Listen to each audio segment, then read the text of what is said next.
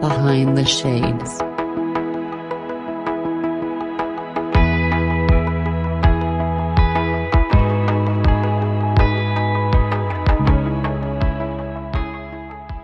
My name is Maureen. I'm a physician life coach. I'm board certified pediatrician, board certified allergist, immunologist. But the most important job that I have that I love dearly is being a mom. Um, I have a website, MaureenMichelleMD.com, Michelle spelt with one L, which is where your audience can find me. But just kind of a little bit about myself and why I'm here talking to you. So I, when I was a kid, had two very important goals, a goal to be a mom and a goal to be a doctor. I was very lucky and got to accomplish both of those goals. When I was in my pediatric residency, my daughter, who was 6 months old at the time, my second child, was diagnosed with pediatric neuroblastoma, a type of pediatric cancer. Um, my world stopped at that time. I became super overwhelmed. It was very challenging to be a physician faced with a very serious illness in your kid, because I knew what it was going to be like to get her treated for this. I don't know if I did the best for myself during those times, but as time went on, life got a little bit better. Um, Never kind of went back to being perfect to where I wasn't being led by worry or um, having thoughts that something was going to happen to my daughter. Then fast forward to where my daughter was 12. I got to be the physician to diagnose her with type 1 diabetes, another very serious medical condition. It's actually Diabetes Awareness Month this month. Um, and during that time, all of those overwhelming feelings from previously kind of came rushing back. Um, I knew though I didn't want to go back to that like dark place that I had been in before. So really was very intentional about how to make sure that my life wasn't driven by worry and overwhelm and stress around my daughter's health issues.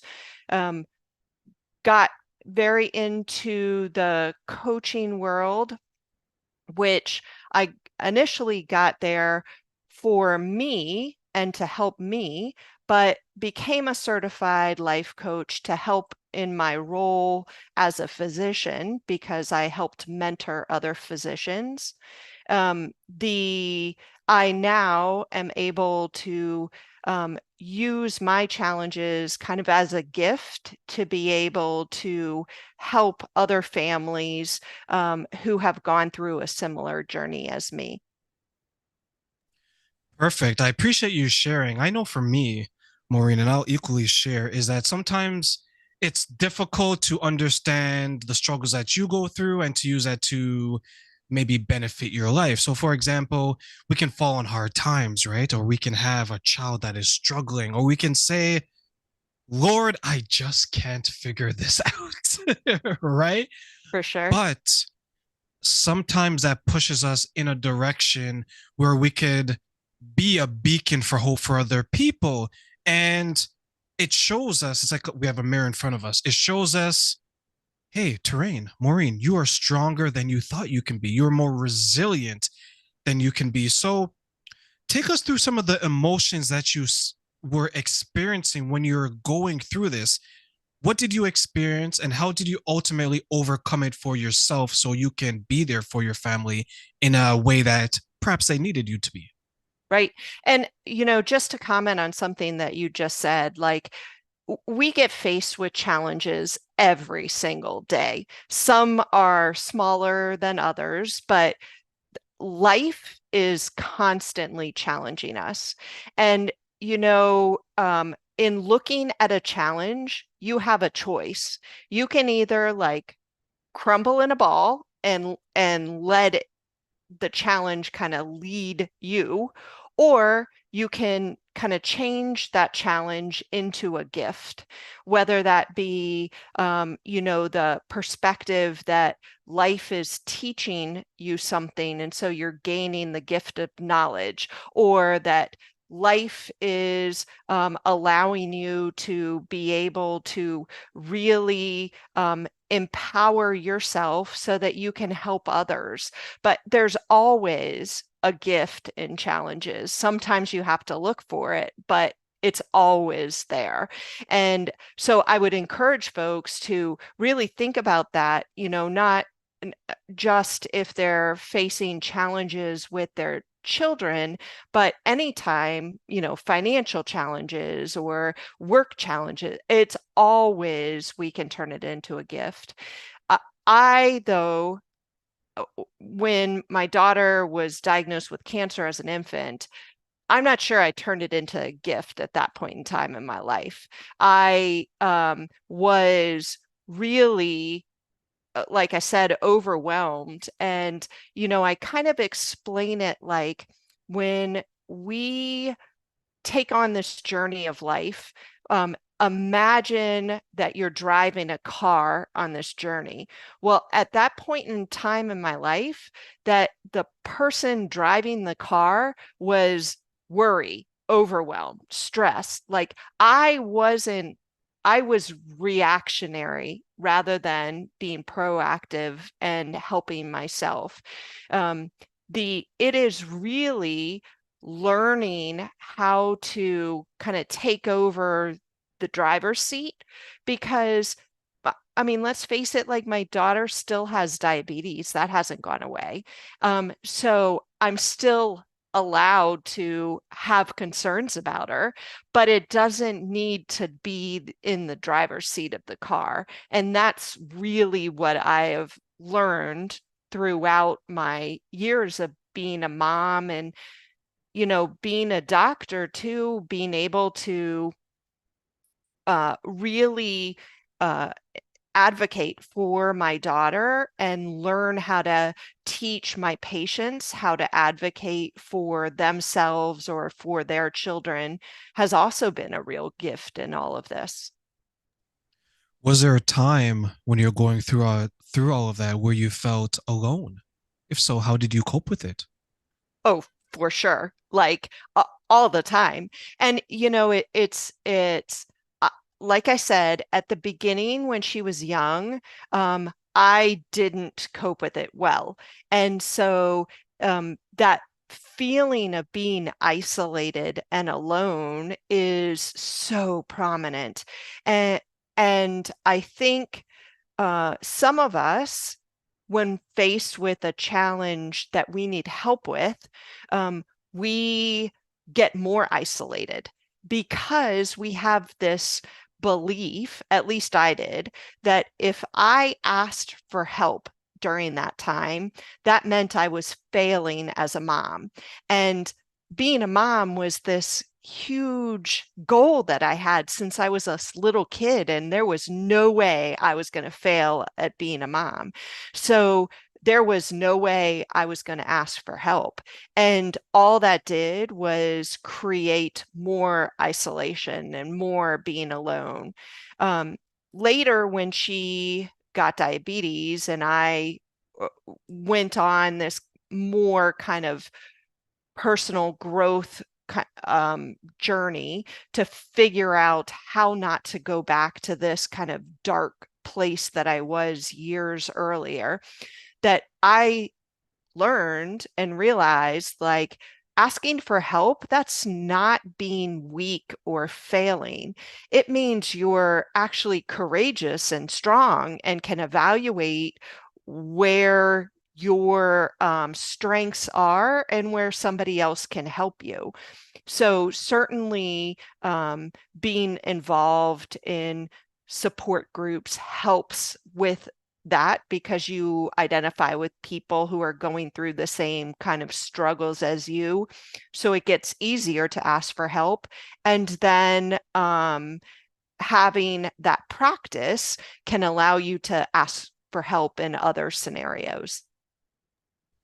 There's a time where both of my parents got sick, and it made me appreciate many things in life that I always felt were important, but maybe I wasn't dedicated enough time to them.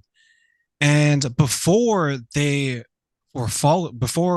got sick, I had a very strict rule that would dictate what was important to me. So it was outside of material things, right? Like the car, the house, the things of that nature, women, like that was the things that you just push to the side.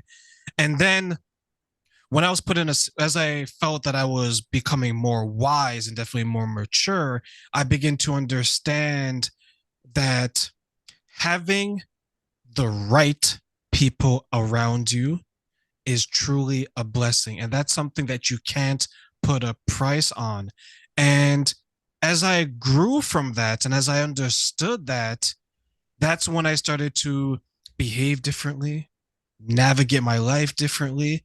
Sometimes I felt like I was even walking differently, Maureen. It was like a Yeah. crazy, crazy transformation. So when you're looking back now, there's some time has passed. What are some of the differences that you see in yourself when you compare yourself today versus then?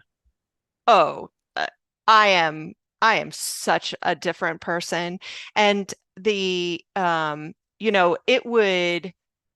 it would be hard, I think, for anybody to experience all the things in life and look back and think of themselves as the same person. That I, they're going to be different in some way.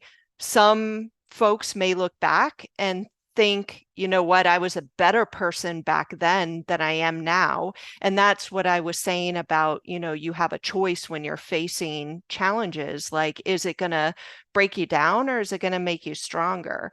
And I have been very lucky and intentional about having it make me stronger. So, like, I'm much wiser than I was before. I understand more about advocating for someone, and even advocating for myself. I personally am a people pleaser, have always been a people pleaser. So really dislike confrontation. And I always thought of advocating for myself or somebody else as I'm trying to start an argument with someone. And it's learning and realizing that no, advocating, just means making sure that you're voicing what you think is right. Um, and if somebody disagrees, it doesn't mean that a disagreement is bad. It means that's an opportunity to learn a new perspective, and understanding how to be curious with an argument is really a very beneficial thing with advocacy advocacy. And so learning things like that, learning how to ask for help, like I said before, is I'm very good at asking for help now compared to previously. And I would also say, you talked about when your parents were sick and that you then had kind of realized about um, uh, kind of what to be grateful for in life. And for sure, like I have really changed the way that I live every single day and focus a lot on gratitude. Because it helps someone really shift their mind. I wake up every single morning and write down 3 very specific things that I'm grateful for every morning. And it's easy to find 3 things that you're grateful for. And when you start doing that, you start looking for things that you're grateful for in throughout your day. So it really changes how you approach life. That's a beautiful way to put it, because there's some people that they find that it's easier to be negative about themselves than it is to find something that they're grateful for. So they may say something along the lines, Maureen, I've had a terrible day. My boss is a monster of a man. And this woman, she just continues to nag and nag and nag and nag and nag. But when we do the exercise and we ask ourselves, okay, say 3 things that you're grateful for, or better yet, take it a step further. Give me 3 things that you are happy with about yourself, right? And then it's like, okay, let me think about this. Let me put pen to pad. Let me put my thoughts onto paper. And you begin to understand that it takes more thought. It takes more understanding to be grateful, as you mentioned, to be positive, as you mentioned. And when you're helping people to understand this, and you mentioned a beautiful thing when you shared the 4 C's, and we touched on that in the green room Yeah. in our very exclusive and VIP conversation, I may add. So take us through the 4 C's and how that will help people in their life when you talk about the consciousness, the curiosity, the commitment, and the courage. Yeah, so this is what I teach is kind of the foundation of being resilient. And, being resilient really means that you're able to kind of overcome these challenges and figure out how to make them a gift. And so the very first thing anytime we're faced with a challenge is to really get in touch with your consciousness, meaning your brain constantly has thoughts that it is spewing out to you throughout the day. And you can choose to believe those thoughts or choose not to believe those thoughts. But you have to start being aware of them. So, for example, when my daughter was diagnosed with diabetes, all the thoughts that were running through my head was, this can't be happening again. Why Kylie, my daughter? She's already been through enough. I don't want her to die. And all of these thoughts that run through your head end up creating emotions. And so those emotions, you can imagine from the thoughts that I just spewed out, aren't warm and fuzzy emotions. They're stressful. And so before you can change how you're feeling, you really need to be aware of what your brain is thinking. So consciousness is the very first thing. Curiosity is the next. So understanding, well, why am I thinking that thought? Like the example that you gave about like my boss is a moron, right? The it's realizing your brain is thinking that and then getting really curious about it. Like, why do I think he's a moron? And I always teach folks, you need to keep asking that question, why? For example, we just said, why is my boss a moron? Well, my boss got mad at me for missing a deadline. Okay, why did you miss a deadline? Well, I miss a deadline because I don't love the project that I'm working on. Why don't you love the project? So keep asking that question, why, because it'll really get to kind of the root of a thought that your brain is continuing to think, that is forcing you to have certain emotions and actions in life. The next thing though is once you figure out those thoughts, it's then committing to what a thought is that is going to serve you. Meaning, it's the realization that the thought of my boss is a moron it doesn't help you. Like, it makes the workday really long.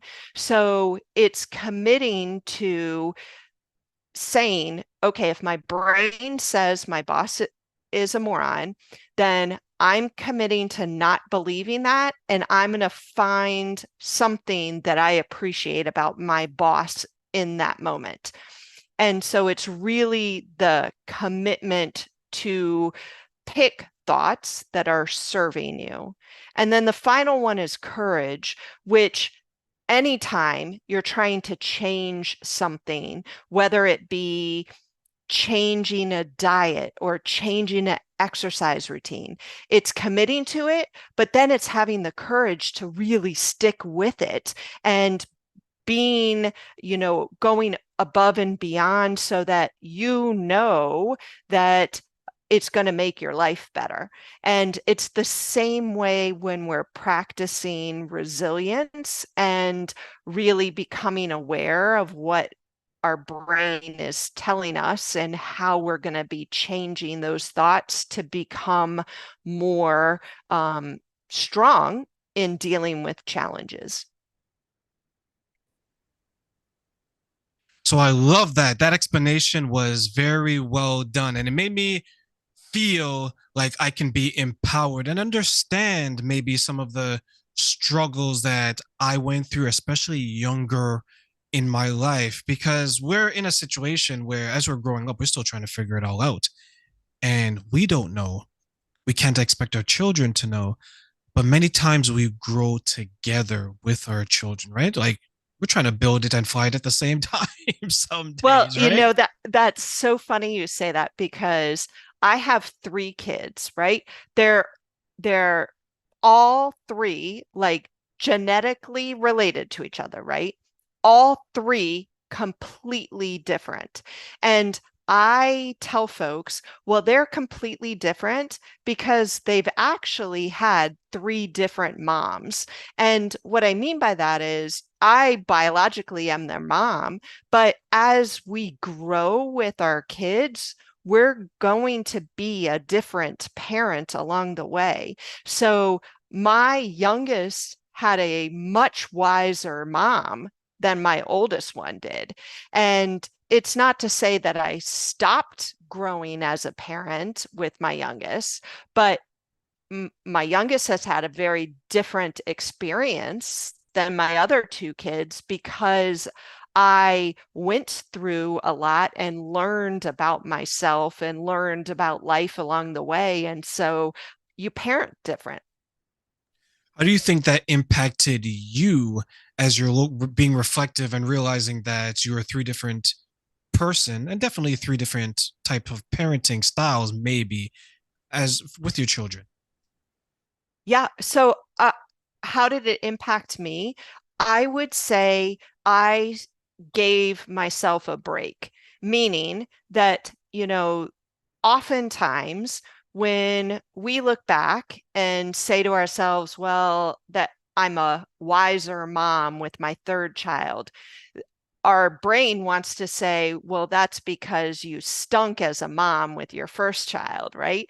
And it is, it's cutting yourself some slack and realizing, no, you were a great mom with all of your kids, that you did the best that you could with the resources and knowledge that you had at the time. That resources and knowledge is going to change along the way. So you can't be the same person. So cutting myself some slack is for sure something that I would say I'm different at because of that.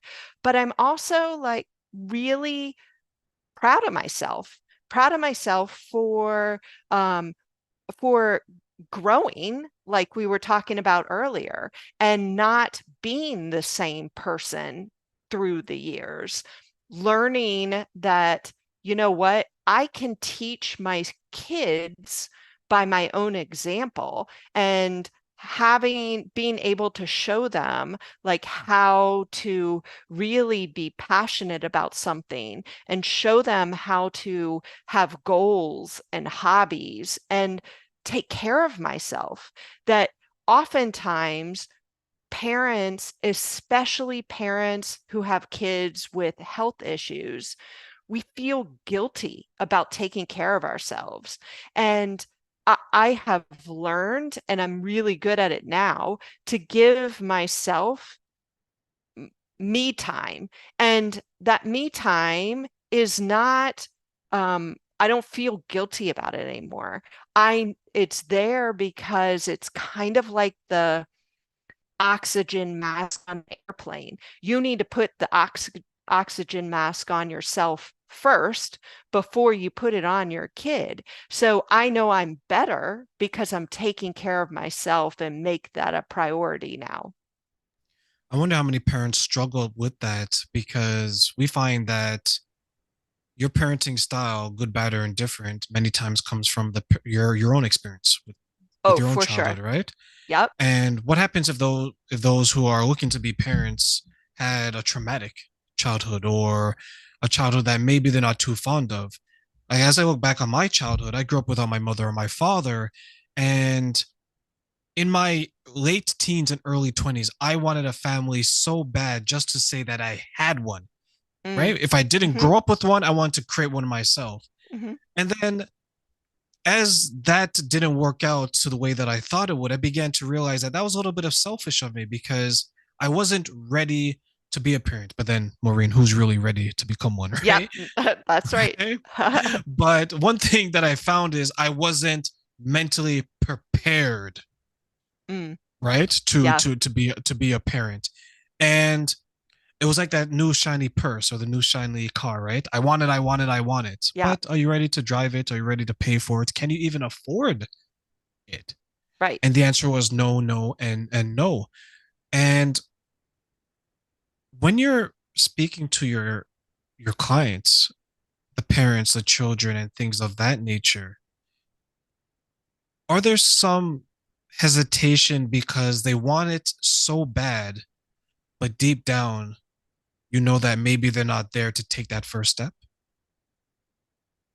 Oh, so uh, that's a tough question. And the reason that I say that is most of the time that folks that I work with have taken that first step just to because they have sought me out to work with them, right? And just by asking for help, like we were talking about before, is really one of the first steps in changing something. So the it's a tough question because I think that what you're referring to is a step before they see me. Now, certainly, um, in uh, in my medical practice, there are parents that I work with who are not ready to take that first step and really get help for themselves for sure. And it goes for anything, anything, giving up cigarette smoking, cutting back on drinking, um, going on a diet, any of that. I can't change it for somebody. They need to change it for themselves. And it's really deciding that, and this goes back to what we were talking about before about commitment, making that commitment that they want to change is the only way it's going to be successful. And that's a big concern because there's a sense of like pride. Yeah. You know what? Like, I don't know a parent, and you can probably answer this better than me, that's going to say, Maureen, Terrain, I am the worst parent on earth. Take my kids away from me because I have no idea what I'm even doing here. Take them, please. Right? But versus it's like, okay, I want to be a good father. I want to be a good mother. Help me to Yeah, become one. right. Right? Um, how difficult are some of the conversations that you have with these people when it's in regards to their children because parenting to a degree is a sensitive topic. Right.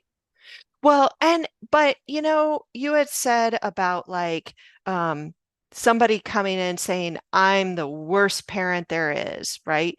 The I would say that somebody, yes, can feel like they're the worst parent, but quite honestly, if someone loves their kid, they may do everything wrong, but they love their kid, that emotion is such a strong emotion that it's going to get them back on track, and be able to get the resources and get the help that they need to be a parent that they are proud of, or a parent that they wish that they had, or a parent that they uh, didn't have and they want to be even better than their mom and dad.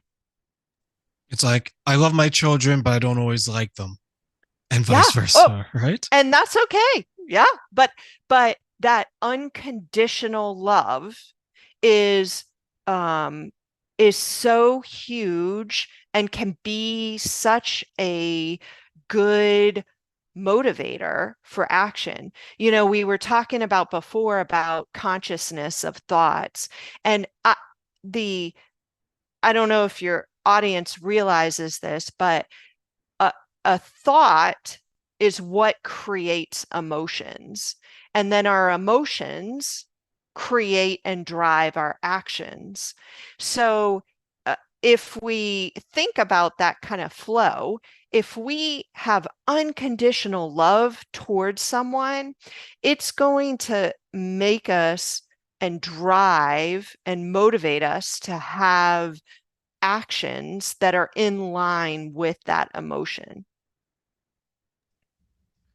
That's an interesting point because as you were saying that, I was looking at situations where that were upsetting or that I felt disappointment. And relatively speaking, people may think those are negative emotions. And I always like to tell people that your thoughts can dictate how you feel, and then how you feel can be positive, negative, depending on what you do with Mm, what you're feeling, right? So, for example, I can see Maureen fall down because she was attacked, hmm right? And I can feel anger, I can feel rage, and that allows me to go help her, go protect hmm her, go save her. mm, hmm That's a positive outcome, right?